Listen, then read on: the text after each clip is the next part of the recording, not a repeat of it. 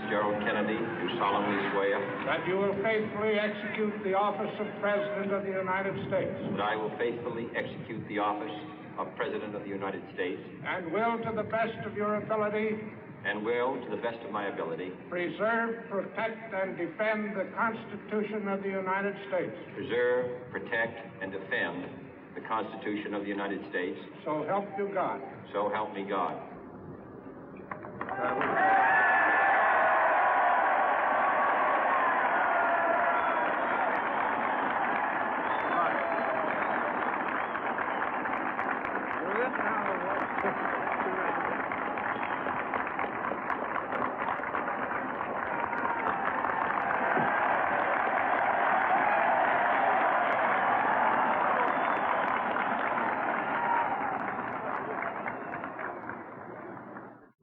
Vice President Johnson, Mr. Speaker, Mr. Chief Justice, President Eisenhower, Vice President Nixon, President Truman, Reverend clergy, fellow citizens. We observe today not a victory of party, but a celebration of freedom, symbolizing an end as well as a beginning, signifying renewal as well as change. For I have sworn before you and Almighty God the same solemn oath our forebears prescribed nearly a century and 3/4 ago. The world is very different now, for man holds in his mortal hands the power to abolish all forms of human poverty and all forms of human life. And yet the same revolutionary beliefs for which our forebears fought are still at issue around the globe. The belief that the rights of man come not from the generosity of the state, but from the hand of God. We dare not forget today that we are the heirs of that first revolution. Let the word go forth from this time and place to friend and foe alike that the torch has been passed to a new generation of Americans born in this century, tempered by war, disciplined by a hard and bitter peace, proud of our ancient heritage, and unwilling to witness or permit the slow undoing of those human rights to which this nation has always been committed and to which we are committed today at home and around the world.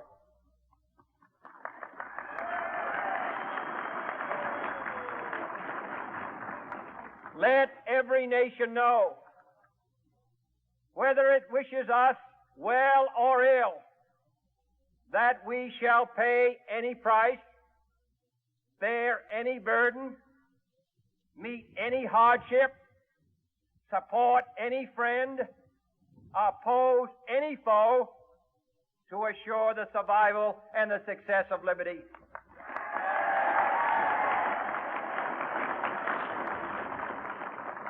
This much we pledge and more. To those old allies whose cultural and spiritual origins we share, we pledge the loyalty of faithful friends. United, there is little we cannot do in a host of cooperative ventures. Divided, there is little we can do, for we dare not meet a powerful challenge at odds and split asunder. To those new states whom we welcome to the ranks of the free, we pledge our word that one form of colonial control shall not have passed away merely to be replaced by a far more iron tyranny. We shall not always expect to find them supporting our view, but we shall always hope to find them strongly supporting their own freedom and to remember that in the past, those who foolishly sought power by riding the back of the tiger ended up inside.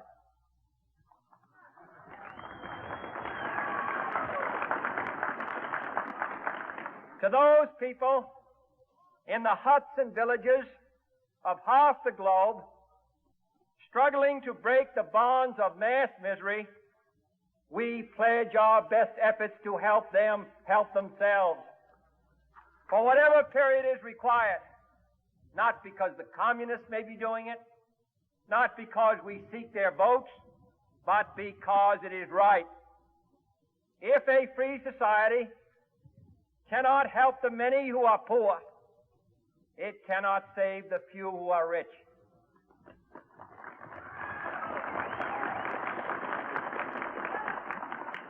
To our sister republics south of our border, we offer a special pledge to convert our good words into good deeds in a new alliance for progress, to assist free men and free governments in casting off the chains of poverty. But this peaceful revolution of hope cannot become the prey of hostile powers. Let all our neighbors know that we shall join with them to oppose aggression or subversion anywhere in the Americas. And let every other power know that this hemisphere intends to remain the master of its own house.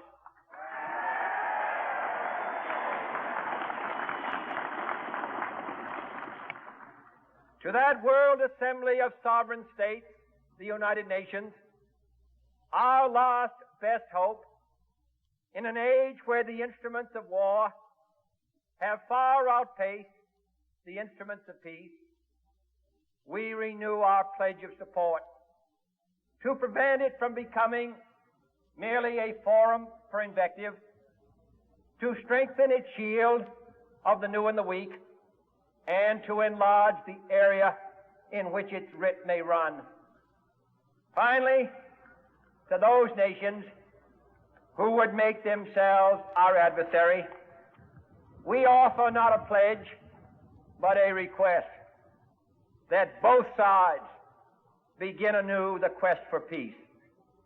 Before the dark powers of destruction, unleashed by science, engulf all humanity in planned or accidental self-destruction.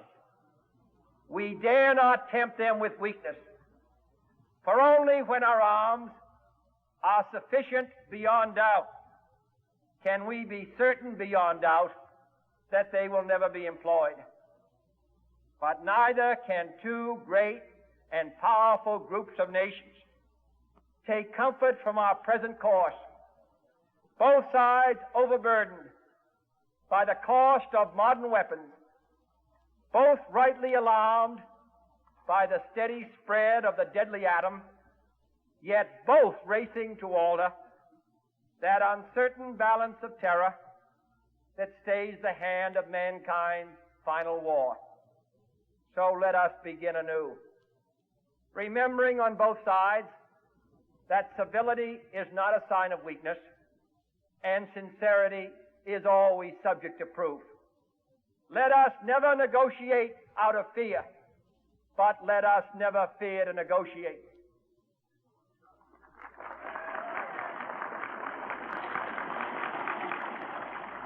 Let both sides explore what problems unite us, instead of belaboring those problems which divide us.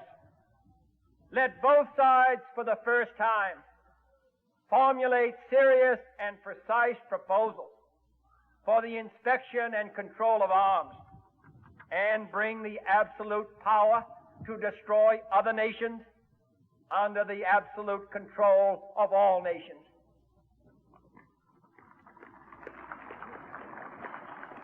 Let both sides seek to invoke the wonders of science instead of its terrors. Together, let us explore the stars, conquer the deserts, eradicate disease, tap the ocean depths, and encourage the arts and commerce. Let both sides unite to heed in all corners of the earth the command of Isaiah to undo the heavy burden and let the oppressed go free.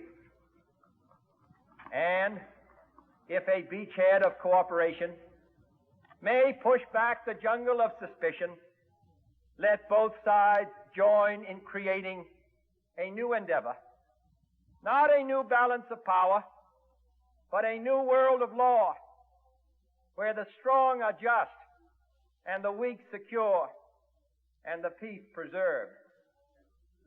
All this will not be finished in the first 100 days, nor will it be finished in the first 1,000 days, nor in the life of this administration, nor even perhaps in our lifetime on this planet.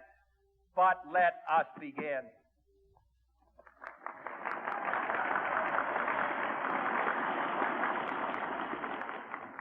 In your hands, my fellow citizens, more than mine, will rest the final success or failure of our course. Since this country was founded, each generation of Americans has been summoned to give testimony to its national loyalty. The graves of young Americans who answered the call to service surround the globe. Now the trumpet summons us again, not as a call to bear arms, though arms we need, not as a call to battle, though in battle we are, but a call to bear the burden of a long twilight struggle, year in and year out, rejoicing in hope, patient in tribulation, a struggle against the common enemies of man, tyranny, poverty, disease, and war itself. Can we forge against these enemies a grand and global alliance, north and south, east and west, that can assure a more fruitful life for all mankind? Will you join in that historic effort?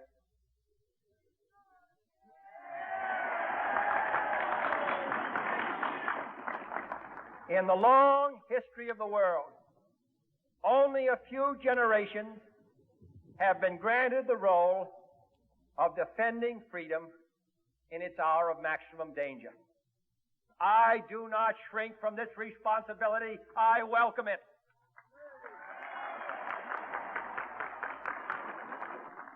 I do not believe that any of us would exchange places with any other people or any other generation. The energy, the faith, the devotion which we bring to this endeavor will light our country and all who serve it. And the glow from that fire can truly light the world.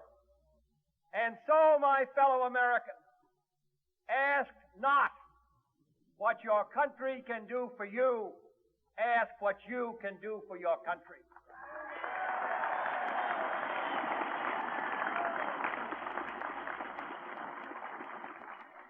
My fellow citizens of the world, ask not what America will do for you, but what together we can do for the freedom of man.